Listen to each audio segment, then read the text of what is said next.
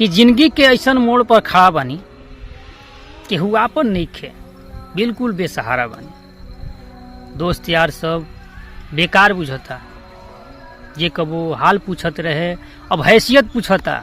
बाप भाई के जुबान पर हमरा खातिर गाली रहता। जवान लड़का बा फिर भी जेब खाली रहत बा। जे कबो खिलाड़ी रहे हर खेल के अब वो खिलौना हो गईल बा। ताना रोज के अब तो उठौना हो गईल बा।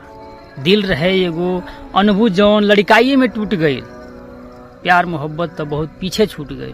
जिम्मेदारी में जवानी बड़ी जोर अझुराइल बा कि जिम्मेदारी में जवानी बड़ी जोर अझुराइल बा। ये हमार भाई चोट के मार तो समय के मार से बुझाइल बा।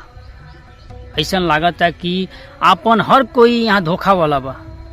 खुल कर हंसले एगो जुग हो गईल बा कि खुद के हाथ पकड़ के हम खुद नचावतनी। ये दर्द दूसर कोई ना जानी, ये बार बार मन के समझावतनी। उम्मीद भरोसा टूटल बा फिर भी सपना सजावतनी। ये कहानी कौनो फिल्म के ना है भाई, ये अपन हकीकत बतावत।